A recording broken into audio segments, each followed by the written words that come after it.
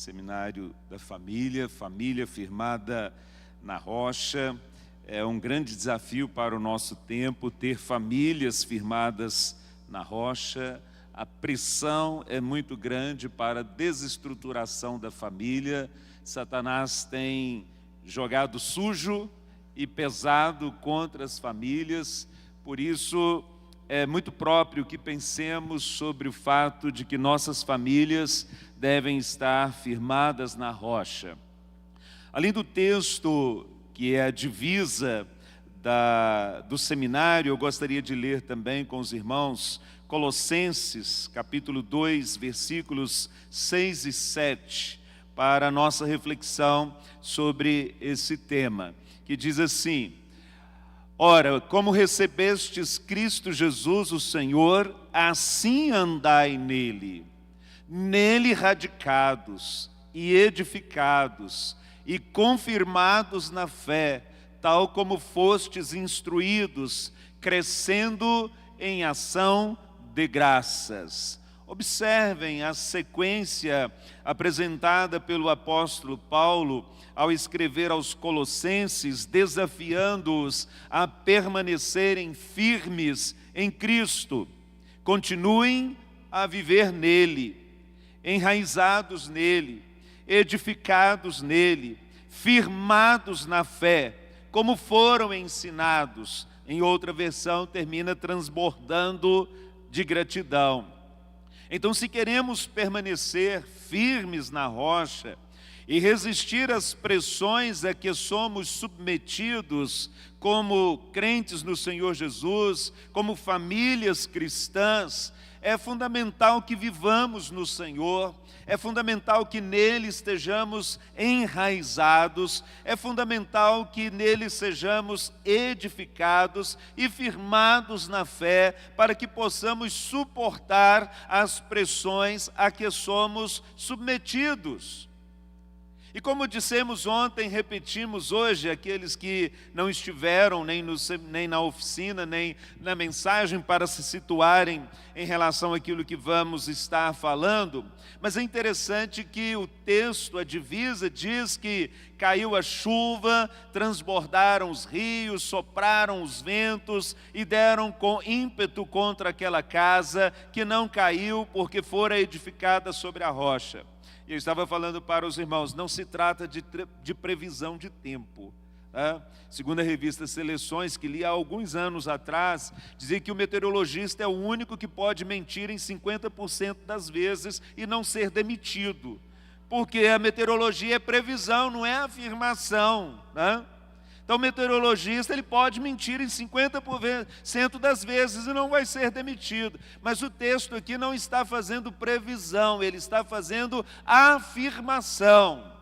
Afirmação de que vai cair fortes chuvas, chuvas fortes vão cair, os rios vão transbordar, os ventos vão soprar com ímpeto contra a casa.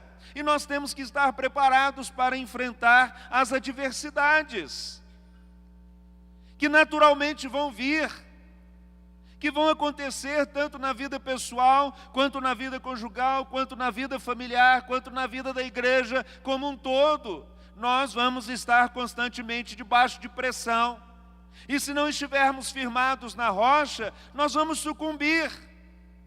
Então a palavra de Deus já deixa claro para nós. E o próprio Senhor nos diz: no mundo tereis aflições. Nesta igreja você não ouve sobre previsão, você ouve afirmação. Afirmação. Por isso você não sai daqui enganado com a mensagem, porque você sabe que como cristão, que como servo de Deus, que como família cristã, que como casal cristão, você vai enfrentar pressões, sim. É a palavra quem nos diz. E ela adverte que devemos estar preparados para as adversidades. E para desafiá-los a estar firmes na rocha, a viver em Cristo, a estar enraizados em Cristo e edificado nele, enquanto pensava sobre o que falar para os irmãos, quando o pastor Alex gentilmente me convidou para estar falando, me veio à mente o credo apostólico, que não é propriedade da Igreja Católica Apostólica Romana. O credo apostólico foi construído pela Igreja desde o século II até o século VII, como forma de ajudar a Igreja exatamente a enfrentar as pressões, a enfrentar as adversidades, as heresias, para que os cristãos pudessem ter, de alguma forma, uma síntese do que seria o ensinamento dos apóstolos. E diante das pressões e das dificuldades a que eles fossem submetidos, eles pudessem lembrar do que o credo apostólico falava, para que eles pudessem permanecer firmes.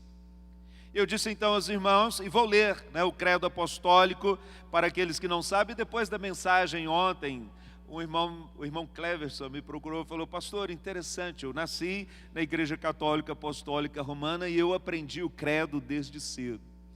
E eu não sabia como Deus estava trabalhando a minha vida já naquele tempo, para que eu pudesse conhecer a sua graça, a sua bondade. Muitos irmãos vão saber, mas eu quero ler para os irmãos. O credo diz assim: creio em Deus Pai Todo-Poderoso, Criador dos céus e da terra, e em Jesus Cristo, seu único Filho, nosso Senhor, o qual foi concebido por obra do Espírito Santo, nasceu da Virgem Maria, padeceu sob o poder de Pôncio Pilatos, foi crucificado, morto e sepultado, desceu ao Hades, e ao terceiro dia ressurgiu dos mortos, subiu ao céu e está assentado à destra de Deus Pai Todo-Poderoso, de onde há de vir, como acabamos de ouvir na canção agora há pouco no hino, para julgar os vivos e os mortos. Creio no Espírito Santo, na Santa Igreja Católica, que não é a Apostólica Romana, na comunhão dos santos, na remissão dos pecados, na ressurreição do corpo e na vida eterna. Amém. É o que diz o credo apostólico. Na primeira parte nós desenvolvemos que famílias firmadas na rocha creem em Deus Pai Todo-Poderoso, Criador dos céus e da terra. E isso é elemento fundamental para que as famílias possam permanecer. Elas precisam crer em Deus Pai Todo-Poderoso, Criador dos céus e da terra. Nós vivemos numa sociedade secularizada, ou que é ateísta ou que é agnóstica. E os nossos filhos estão sendo influenciados pelos meios de comunicação, pelo sistema educacional e pelo próprio governo, a descrerem deste Deus Pai Todo-Poderoso, Criador dos céus e da terra. E nós precisamos reafirmar esse valor fundamentado na palavra de Deus para as nossas famílias. Falamos também que famílias firmadas na rocha creem na obra redentora de Cristo Jesus e o servem porque o veem como a única esperança. E nós usamos a carta de Hebreus, ou uma síntese da carta de Hebreus, para mostrar como ter essa compreensão da obra da pessoa de Jesus e da obra redentora de Jesus é fundamental em nossas vidas. Porque Jesus é a expressão máxima do ser de Deus. Ele é a versão mais atualizada e por excelência da comunicação de Deus aos homens, pois no passado Deus nos falou através dos profetas, mas agora nos falou através do Filho. Que ele é, portanto, superior aos anjos e ao próprio Moisés, que deu a lei. Que ele é superior ao sistema sacerdotal levítico, com o seu sumo sacerdote humano, que precisava, antes de oferecer sacrifício pelo povo, oferecer por si mesmo. Mas Jesus é o sumo sacerdote, segundo a ordem de Melquisedeque, sem genealogia e sem dias, sem princípio de dias. Ele é superior ao sistema sacrificial que precisava ser repetido, mas Jesus ofereceu um sacrifício único por ser perfeito. Famílias firmadas na rocha creem no Espírito Santo, porque é Ele quem nos convence do pecado, da justiça e do juízo. É Ele quem nos conduz a toda a verdade. É Ele que intercede por nós com gemidos inexprimíveis, pois não sabemos orar como convém. É Ele quem nos capacita a viver vitoriosamente, pois de outra forma, mesmo sendo crentes, viveremos derrotados pelo pecado. É Ele quem nos dá poder para sermos testemunhas, tanto em Jerusalém como em toda a Judéia e Samaria até os confins da terra. Ressaltamos que famílias firmadas na rocha creem na relevância e na importância da igreja na família e na sociedade, na Santa Igreja Católica, que é a igreja triunfante e vitoriosa, que é a igreja universal, mas não a denominação. E desta igreja nós dependemos e nela vivemos a cada dia, todos os que conhecem a Jesus biblicamente. Biblicamente. Nós estamos falando da igreja vitoriosa, triunfante e de abrangência universal. Mas se você pensa na igreja local, você tem, compondo a igreja não crente, crente carnal e crente maduro. Mas o crente que não entende a importância e a relevância da igreja, ele se deixa abater diante dos pecados e das ações daqueles que não conhecem ao Senhor, daqueles crentes que são imaturos, e aí se afastam da igreja. Então destacamos estas verdades na primeira parte, considerando ou dissecando o credo apostólico. Mas vamos então refletir agora a segunda parte, dando sequência, porque igrejas firmadas na rocha creem na comunhão dos santos e no serviço aos santos. E famílias firmadas na rocha creem na comunhão dos santos e no serviço aos santos. Meus irmãos, várias metáforas são usadas para descrever a igreja. E todas as metáforas bíblicas revelam que a igreja é comunhão, que a igreja é ajuntamento de pessoas. Por exemplo, corpo. A Bíblia, no Novo Testamento, nos apresenta a igreja como um corpo, o corpo de Cristo. Só se é corpo quando todos os membros estão juntos. Do contrário, é ossada. Do contrário, é um vale de ossos secos, sem conexão, sem nervos, sem medula, não tem ligação. Ou então foi esquartejado.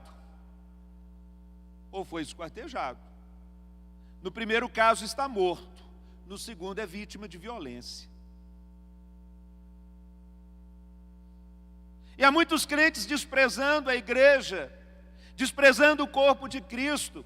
E sabe o que eles se tornam? Ou ossada, ou membros amputados, porque não fazem parte do corpo de Cristo. Essa é a primeira metáfora. Mas nós temos uma outra metáfora: a igreja é lavoura de Deus, coletivo de plantação. Portanto, não existe lavoura de uma planta só. Você já viu lavoura de uma planta só? Lavoura implica coletivo, muitas plantas a perder de vista. E igreja é isso, é lavoura de Deus. São vidas e mais vidas que foram lavadas e remidas no sangue de Cristo. E essas vidas então compõem a igreja, que é lavoura de Deus. Mas uma outra metáfora: igreja é edifício. Construção que se faz com múltiplos materiais que resulta em um edifício. Edifício é ajuntamento de materiais de vários tipos. Mas um tijolo só não é edifício. Você fez uma construção e sobrou um tijolo, o que você considera? Entulho. Preciso me livrar disso.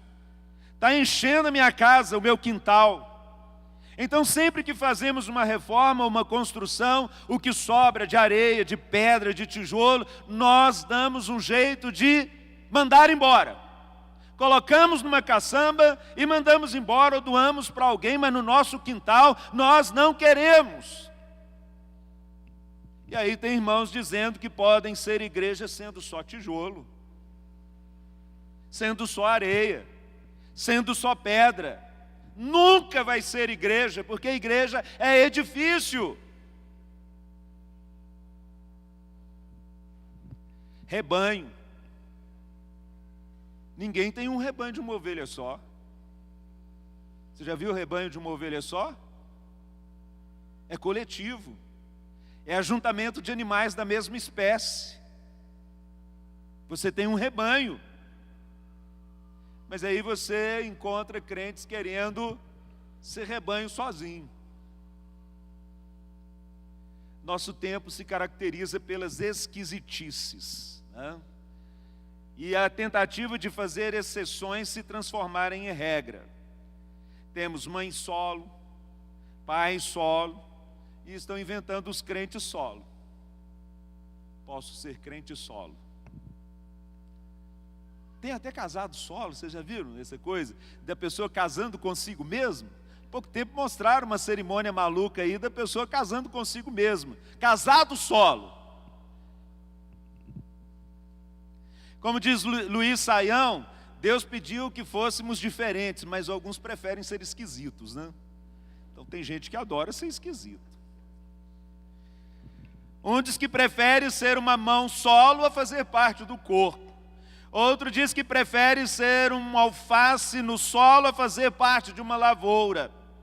Outro diz que prefere ser um tijolo solo a fazer parte de um edifício. Uma ovelha solo a fazer parte de um rebanho. Cuidado, ovelha solo vira comida de lobo.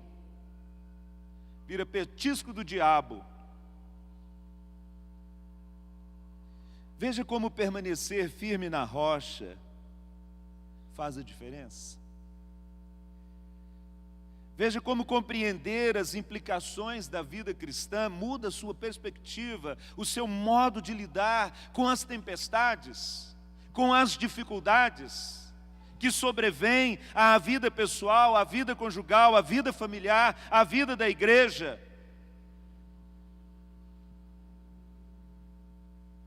Você não pode perder de vista isso.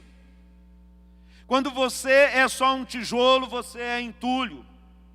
Quando você é só uma ovelha, você é um petisco saboroso para o diabo, um alvo fácil. Não há como permanecer quando se decide pela carreira solo na vida cristã. Não há como permanecer quando você decide pela carreira solo na vida cristã, pois a comunhão dos santos é fundamental para a nossa sobrevivência espiritual.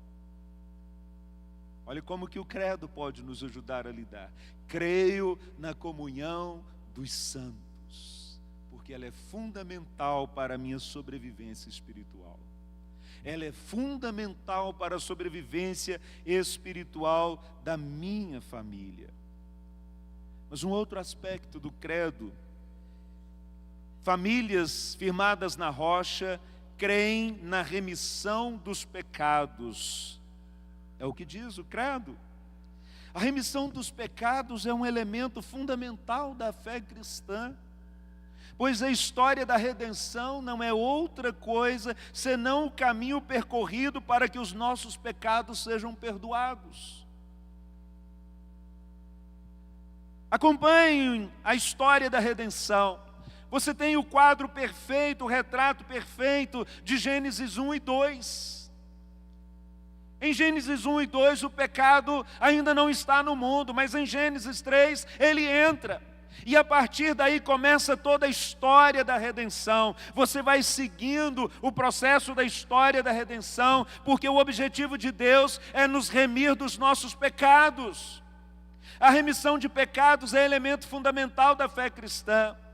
O certamente morrerás de Gênesis 2 é uma advertência de que o salário do pecado é a morte. A mensagem de que da mulher nasceria um que esmagaria a cabeça da serpente e de que esta lhe feriria o calcanhar é o proto-evangelho, Gênesis 3,15. Proto-evangelho, mensagem de redenção, boas novas de salvação, que nos fala do necessário Redentor, que iria nos remir do poder do pecado e nos dar livre acesso à presença do Pai e, por consequência, à árvore da vida. E é muito interessante. A árvore da vida está em Gênesis 2. A árvore do conhecimento do bem e do mal está lá, e a árvore da vida. Adão e Eva precisavam passar pela árvore do conhecimento do bem e do mal, para não serem santos por falta de opção, mas por decisão pessoal. E então eles teriam acesso à árvore da vida, mas eles falharam diante da árvore do conhecimento do bem e do mal. Então, pela graça, eles foram privados de ficar no jardim, porque senão eles poderiam comer da árvore da vida e viver eternamente separados da presença de Deus. Deus então graciosamente os expulsa do jardim, porque eles precisam da remissão do pecado para ter acesso à árvore da vida. Aí você vai lá em Apocalipse 2:7, ao vencedor dar-lhe-ei comer da árvore da vida. Aquele que foi lavado e remido no sangue do Cordeiro pode comer do fruto da árvore da vida. O sangue de Cristo vertido na cruz é a garantia de remissão dos nossos pecados pretéritos, presente e futuro, pois sem derramamento de sangue não há remissão de pecados. Lemos em Hebreus capítulo 9, versículo 22.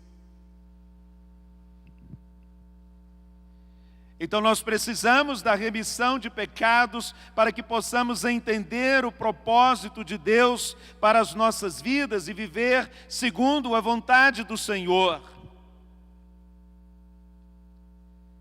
É fundamental isso na experiência cristã e na nossa caminhada com o Senhor. Para uma geração que acha tudo normal e permitido, em que a confrontação do pecado é discurso de ódio e intolerância, preste bem atenção. Para uma geração que acha tudo normal e permitido, em que a confrontação do pecado é discurso de ódio e intolerância, ter famílias firmadas na rocha é um desafio, pois nossos filhos estão sendo doutrinados nas escolas, pelos meios de comunicação, a ver o pecado como uma manifestação artística, como sendo o verdadeiro sentido de liberdade. Pecado é pecado, coloque-se o nome que quiser. Pecado gera morte, não há como enganar, a não ser pelas fake news da serpente, Satanás, como aconteceu no Éden, quando disse: certamente não morrereis, pode comer do fruto da árvore do conhecimento do bem e do mal, porque certamente não morrereis. Fake news. E elas continuam sendo pregadas até hoje. Famílias firmadas na rocha precisam dizer aos seus filhos que o pecado é uma realidade, que o salário do pecado é a morte, que como pecadores que somos, merecemos a morte e o inferno, mas no sangue remidor de Jesus Cristo, nós somos lavados e purificados, tendo novamente livre acesso à presença de Deus Pai, Todo-Poderoso, Criador dos céus e da terra. É isso que precisamos entender para viver a vida cristã e fortalecer as nossas famílias. Mas uma outra verdade do credo: creio na ressurreição do corpo. Que esperança tens para teu corpo após sua partida deste mundo? Que esperança sua família tem quanto à ressurreição dos mortos? Esta esperança diz muito sobre como vivemos nossa esperança de fé e de como partilhamos com os nossos. Crer na ressurreição do corpo é algo fundamental para que possamos permanecer firmes. Paulo diz em 1 Coríntios 15:19, que se esperamos em Cristo apenas para esta vida, somos os mais miseráveis de todos os homens, e que desta forma é melhor que comamos e bebamos, porque amanhã morreremos e tudo vai acabar.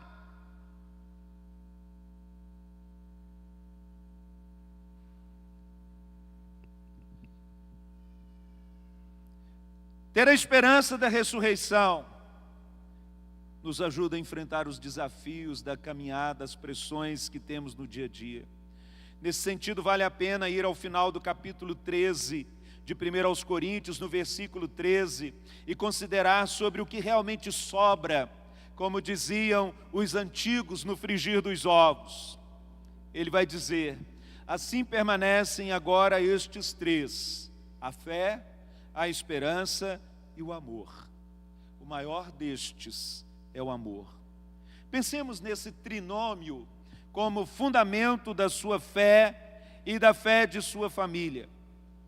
Uma família cuja fé habita em Deus Pai Todo-Poderoso, preste atenção, uma família cuja fé habita em Deus Pai Todo-Poderoso, Criador dos céus e da terra, através de Jesus Cristo, nosso Senhor e Salvador, pelo poder do Espírito Santo, tem uma esperança viva. Uma família cuja fé habita em Deus Pai Todo-Poderoso, Criador dos céus e da terra, através de Jesus Cristo, nosso Senhor e Salvador, pelo poder do Espírito Santo, tem uma esperança viva, pois em Cristo a esperança nunca morre. Portanto, esta família tem a esperança da vitória sobre o pecado e da morte, mediante a ressurreição que nos é assegurada em Cristo Jesus, a primícia dos que dormem. Esta esperança viva faz que sejamos capazes de enfrentar todas as pressões e opressões de um mundo caído que jaz no maligno, agindo sempre em amor, visto que a fé está depositada no Deus Pai Todo-Poderoso, um Deus amoroso, que enche os nossos corações de certeza da vitória sobre as hostes infernais, e nos ajuda a caminhar por esse deserto moral e espiritual em que vivemos. Que esperança tens para teu corpo após sua partida do mundo? Que esperança sua família tem quanto à ressurreição dos mortos? Isso dirá muito sobre como vocês vivem a vida cristã hoje, sobre como nós vivemos a vida cristã. Ter convicções bem fundamentadas, bem alicerçadas, nos ajuda a sofrer as pressões. E por fim, o credo diz: creio na vida eterna. Creio na vida eterna. Crês na vida eterna? Onde você passará a eternidade? Onde sua família passará a eternidade? 3 questões existenciais angustiam o ser humano desde que toma consciência de sua existência. Primeira delas, de onde vim? E o credo apostólico responde isso, na afirmação inicial do credo, dizendo: creio em Deus Pai, Deus Todo-Poderoso, Criador dos céus e da terra. De onde você veio? Você veio de Deus Pai Todo-Poderoso, o Criador dos céus e da terra. Então a sua questão, primeira questão existencial é respondida. Eu vim de Deus. Eu vim do Senhor. A minha família veio do Senhor. Mas a outra questão existencial que nos angustia é: por que estou aqui? Uma boa resposta, segundo o credo apostólico, é para fazer parte da igreja, o corpo de Cristo, e viver em comunhão com o povo de Deus, glorificando a Deus, edificando a igreja e contribuindo para a expansão do reino de Deus sobre a face da terra. Afinal de contas, se você conhece a Jesus biblicamente, o que justifica você permanecer aqui na terra? Se você já conhece a Jesus biblicamente, já tem a certeza da vida eterna, já tem certeza que vai morar com Deus Pai Todo-Poderoso no céu, que vai estar na presença do Senhor Jesus, por que você ainda está aqui? Por que a sua família ainda está aqui? Para que você possa fazer parte do corpo de Cristo, para que você possa glorificar a Deus através da sua vida e da sua família enquanto nesse mundo, para que você possa edificar o povo de Deus e contribuir para a expansão do reino de Deus sobre a face da terra. Não é só para você estudar, trabalhar, ter filhos, né? Comprar casa, comprar carros. Isso não justifica a sua permanência aqui. Há que se ter um propósito maior, mais elevado, mais significativo. E o credo, de alguma forma, nos ajuda a entender isso. E por fim, a última questão existencial: para onde vou? De onde vim, porque estou aqui, e para onde vou? Isto diz respeito ao nosso destino na eternidade, pois é fundamental que se saiba responder à pergunta: onde vou passar a eternidade? Saber responder a esta pergunta faz toda a diferença quanto à vida pessoal e familiar, pois famílias firmadas na rocha sabem para onde estão indo. Você sabe para onde a sua família está indo? Você sabe para onde a sua família está indo? Sêneca, o filósofo, disse: qualquer vento é favorável para quem não sabe aonde ir. Então, o vento sopra, os rios enchem, a chuva cai e leva mesmo. Vai levar embora mesmo, não sabe para onde está indo. Não sabe para onde está indo. Então, saber para onde se vai nos ajuda a permanecer firmes em nossos propósitos, em nossos alvos de glorificar a Deus. Não saber para onde está indo explica porque pessoas estão perdidas, famílias desorientadas e a sociedade um caos. Sabes para onde vais? Sabes para onde a sua família está indo? Se você sabe para onde vai, fica mais fácil permanecer na rota. Fica mais fácil permanecer na rota. As pressões vão vir. Vai chover forte. Os ventos vão soprar intensamente. Os rios vão inundar, transbordar. Mas você sabe, é para lá que eu estou indo. Eu tenho um norte. Eu tenho uma referência. Eu estou seguindo. Aconteça o que acontecer, eu sei para onde estou indo. Se você sabe para onde sua família está indo, com certeza é bem mais fácil mantê-la no curso, apesar de todas as lutas e de todas as dificuldades que você possa enfrentar. Queridos, ter um roteiro facilita a nossa fala. Ter um mapa facilita a nossa caminhada. Ter um credo facilita o exercício da fé e a permanência no caminho.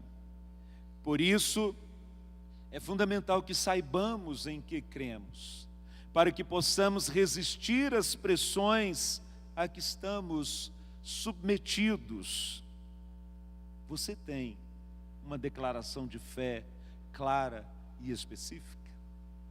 É muito significativo em nossa igreja quando, após o batismo, o pastor convida os recém-batizados à frente, lhes entrega o pacto das igrejas batistas e o lê. Mas há uma prática na nossa igreja que é muito interessante. Não apenas os recém-batizados leem, mas toda a igreja lê. Toda a igreja lê. Por quê? Por que isso é importante? Porque ninguém pega tudo da primeira vez. Ninguém pega tudo da primeira vez. Tudo que não é lembrado é esquecido. Então nossas declarações de fé, elas precisam estar sempre visíveis, bem clara, bem diante dos nossos olhos, para que quando as pressões vierem e se abaterem sobre nós, nós possamos revisá-las, rememorá-las, permanecer firmes no caminho. Assim eu gostaria de terminar convidando-os, como fizemos ontem à noite, a se colocarem em pé, por gentileza, e vamos recitar o credo. Hoje nós o temos, né, lá projetado. Vamos ler juntos, reafirmando nossas convicções. Creio em Deus Pai,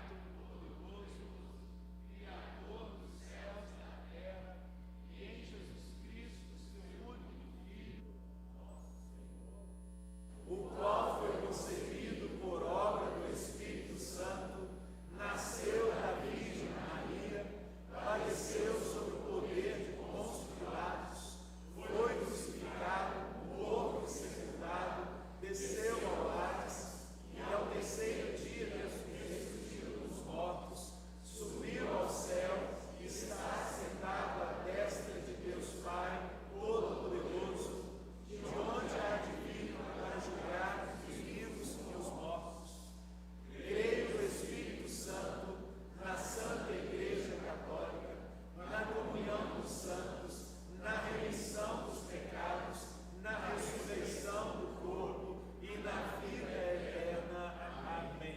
Vamos orar? Pai, graças te damos pelo teu amor, bondade e misericórdia para conosco. Neste tempo em que estamos sendo desafiados como famílias a permanecer firmes